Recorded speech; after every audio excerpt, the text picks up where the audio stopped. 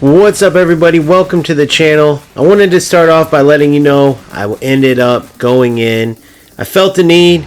I seen all good reviews, and he looked like a center back that would replace one of my two destroyers, which I have Araujo and Rudiger. So now Rudiger will be coming off the bench as my destroyer replacement for Araujo.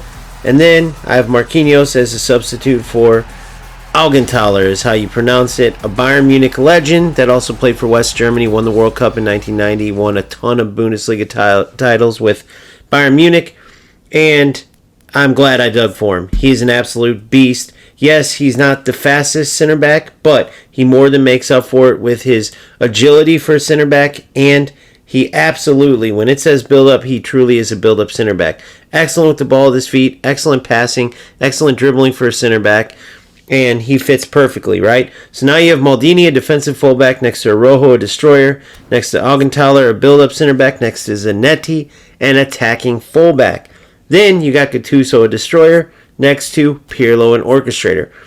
Even though Beckenbauer looks incredible, I'm glad I didn't get him because there's no way. I mean, it would literally be like pulling out my hair trying to decide between Pirlo and Beckenbauer, but I added some skills, much needed skills to Pirlo, and he's already a beast.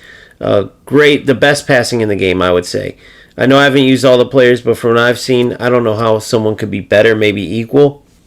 Then, of course, I have Cruyff, tons of options with Totti, Wesley Sneijder, Cantona, and then, of course, I have Messi and Neymar that I went and got, and Messi is incredible. The best dribbler I've felt in this game. Amazing on the ball. And as much as his physical contact, you would think he's just getting knocked off the ball like crazy. First of all, most defenders can't even, get their body on him. And even if they do, he actually shakes off quite a bit of tackles. He's excellent at cutting inside, and he works perfectly for exactly what I want to talk about in this video, which is player manipulation. Now, what do I mean by player manipulation? I'm talking about every player in this game has a play style, right? Gnabry has cross specialist. Messi is a prolific winger, which means he likes to receive the ball on the outside and sometimes cut in, which really I'm surprised he isn't a roaming flank or whatever it's called. But I guess he doesn't necessarily cut in to receive the ball, which is what a roaming flank does. He will receive the ball, then cut in. And then you have Kohler, who is a target man. And then Cruyff is a deep-lying forward, which is largely regarded as one of the worst play styles you can get for a forward. I also have Totti and Cantona with that play style. Now, I got Cruyff and Cantona on my very first spin. That was very special. Cantona, incredible on the ball, incredible finishing.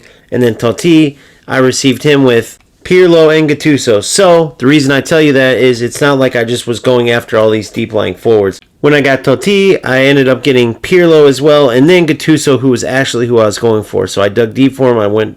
Got him third, and I'm glad I did. Yes, he's a destroyer, not an anchorman, but he does a great job, and I'll show you how I manipulate him into playing exactly how I want him.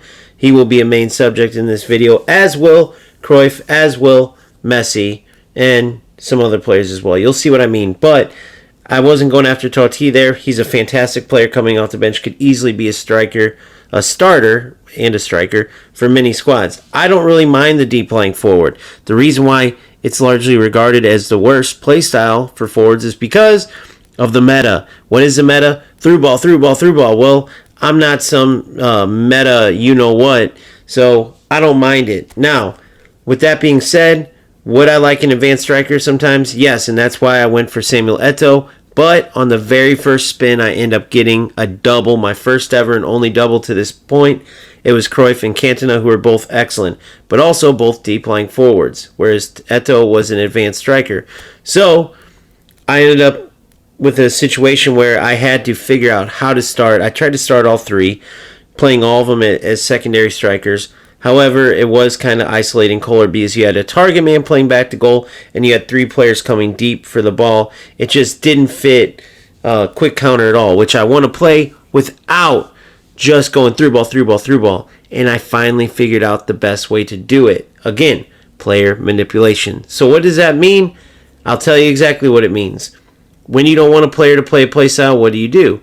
Well, if he's highly proficient at another position, which he can be have a secondary position. It's just his overall is going to drop. Well, we definitely don't want that, especially competing in the higher ranks. You want every attribute, every stat, every boost you can get. So if a player isn't high proficiency at a position and it's next to a position he's got, secondary proficiency or whatever you want to call that, the lighter green proficiency, you can go for the position training. Boom. I did that with Cruyff. I did that with Totti, and they both can play the wings now. Cruyff can actually play both wings. Totti can play the left side, not the right side. Why does that matter? Well, because in my long ball counter, which is my sub-tactic, sometimes Cruyff as well as Totti will have to play wide because Gnabry has inconsistent form. So, do I want Cruyff out wide? No, because he's literally the best player on my team. One of the best players in the game without a doubt. Passing, shooting, dribbling, all of it. He's incredible, and I want him right in the center of the action. But with how deep my roster is, if I ever need him out wide, now he can absolutely play that. And because deep lying forward doesn't fit for wingers, even though he's highly proficient there, he won't have that playstyle trigger, so he will just be an excellent winger, which is what you want sometimes. So, I want him as more of a secondary striker. However, if I put him as an SS, his deep lying forward will trigger, and he will come too deep, deeper than I want him. How then can I get him further up the field, not coming back as much as the deep lying forward playstyle makes these players, but also have him pushed up, still playing as a secondary striker, right? What you do is you put him at attacking midfielder, where he's also highly proficient. So he's right in the center of the action, like I said I wanted him, and he's still going to be a secondary striker. Why?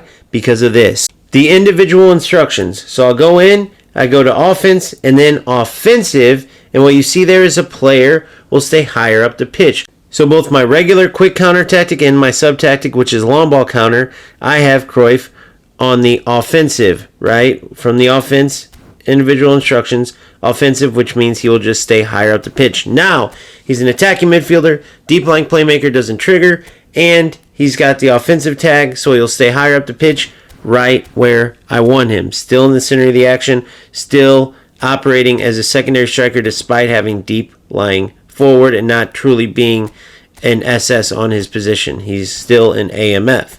Same goes with Messi, just a little more simplified.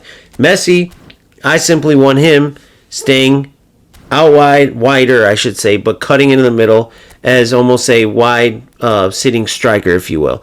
That's the beauty of eFootballs. You can do things like this. Since he's a prolific winger, I simply move him just out of that wing position. So you see there he's an SS, which is a secondary striker.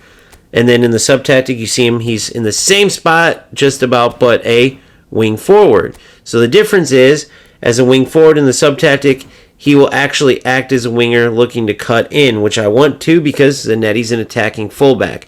I want that playstyle on because I want him shooting up and down the wing. And on the defense, quite frankly, I'm not going to be able to change or manipulate the positions, the playstyles, and stuff like I do with the more attacking players, right? Obviously, there's situations where you could, like a Beckenbauer could play center back, and his orchestrator wouldn't trigger. However, for me, I mainly do it with my offensive players. So, sub-tactic, Messi's more traditional as right wing forward cutting in. In my regular quick counter, he is a shadow striker.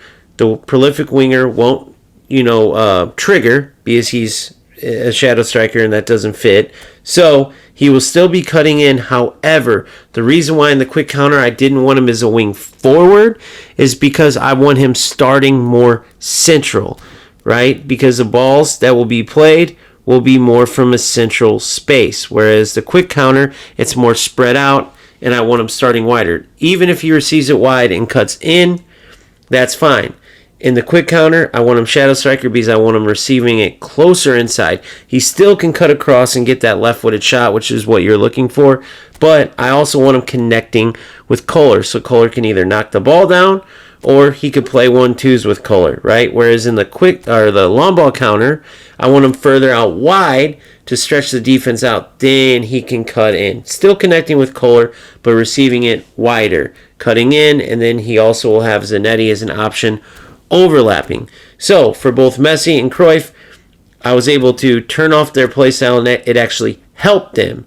It's just with Cruyff, I had to do some extra manipulation with the individual instructions. So, how did this plan play out? Obviously, it sounds good on paper. I just showed you exactly what I could do to get these players to do what I want despite their playstyles. But it's one thing to work out on paper and a whole nother thing to work out on the pitch. As you see, a very good opponent. He reached Division 2. I haven't reached Division 2. And even though I out-team him, he has a plenty good enough team to beat me if he has the ability.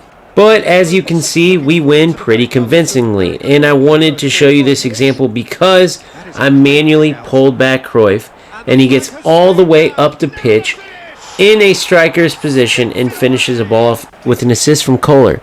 You see here I'm manually pulling Cruyff back, and he goes all the way from defensive duties that I took him, further back than he normally would go. And look at the run he makes and where he ends up positioning-wise. It is perfect, right where you'd want him to be, right where I've wanted each of these deep-lying forwards to be in the past where they just weren't there, right? So it didn't fit my playstyle to have that playstyle deep-lying forward turn on, which is probably why many players who play quick counter especially don't like it, especially the through ball meta rats. However, you can utilize these players still. Now, if I wanted to go, let's say, Totti, Cruyff, and Cantona, could I still do it?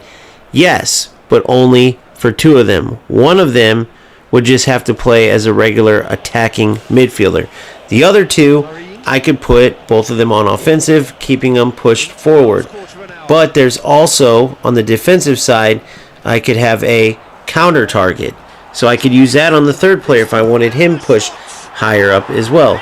It's all about manipulating the players and getting them to play how you want to. Now, an even better solution to this would be look at the players you are getting and make sure they fit how you want them to play. Make sure their play styles fit how you want them to play. If not, then don't get them. However, if you want them bad enough, they can fit or you can make it work with this player manipulation, there you go. Here's the way to do it. Just don't do what I did and kind of look at some of these players and really like them in real life, so you go after them, but you don't look at how they're going to fit your team or your play style. If I looked at that a little bit more, I wouldn't have gone after some of the players I did. However, some of them, in fact, I'll even say most of them, not on purpose, this is by chance, I got on the hunt for other players. Like I said, Gattuso's who I was on the hunt for. I got Pirlo, who I love, by the way, and who's going to remain the starting lineup for a long time. I got Pirlo as well as Totti, right? When I was going for Eto'o, on my very first spin, I get Cantona and I get Cruyff. All three of those deep-lying forwards. So it's not like I was just like, I love all three of them, which I do, and I was going for them. I just know other players do that, and I've done it myself. I just got pretty lucky with the positioning. For instance, Araujo, Rudiger, Gattuso, all destroyers, not a good thing.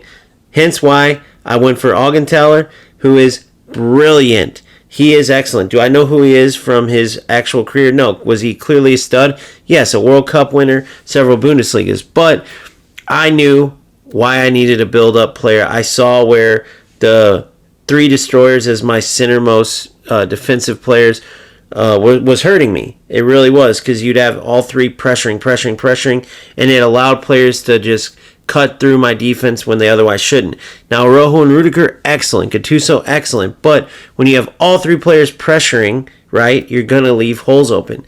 Now it's perfectly balanced. Like I said, Maldini, defensive fullback. He's going to stay back. Araujo's going to be more pressure-oriented, maybe pushing up to even win headers that he usually wins. But let's say he doesn't. You still have Maldini covering, and Augenthaler, who is as a build-up center back, going to be more sitting back. And then you have the attacking wing-back in Zanetti, which some players go all-out defensive fullbacks with maybe one destroyer, one build-up. The reason why I like attacking fullback, or even a fullback finisher, which a lot of players don't like, is because they are a secret weapon in the attack. Zanetti shooting up that wing, especially with Kohler, giving that crossing option, or at least making the defense respect the width of the field, even though you're playing more narrow. That's huge. Even with a fullback finisher, when I had Trent in there, I got him from the team pass. I loved it because he was almost like a faux pas or faux center mid, I think would be the correct term, right? Because he'd shoot up into the middle of the field and almost act like another Pirlo in there. And having two excellent passers, right, which, Trent's nowhere near Pirlo, but still, two excellent passers in the middle of the field instead of one. I mean, how could it not be more dangerous, right? It was an excellent extra threat in the attack. So that's the lesson I have for you. It's a newbie lesson, obviously. If you played for this for a long time, you probably not only know this, but have done it a lot. For me, it was something that was very simple to understand. However, for whatever reason, I just didn't think of it till now. And right away, I could see the impact. I could see the difference in my team. And it's a lesson that I have now. So I'll continue to utilize that as I'm setting up my tactics going forward, as I'm getting new players going forward. So hopefully I can save you from the headaches that I went through before I thought of this. Thank you so much for watching. Keep grinding, keep having fun. Peace out.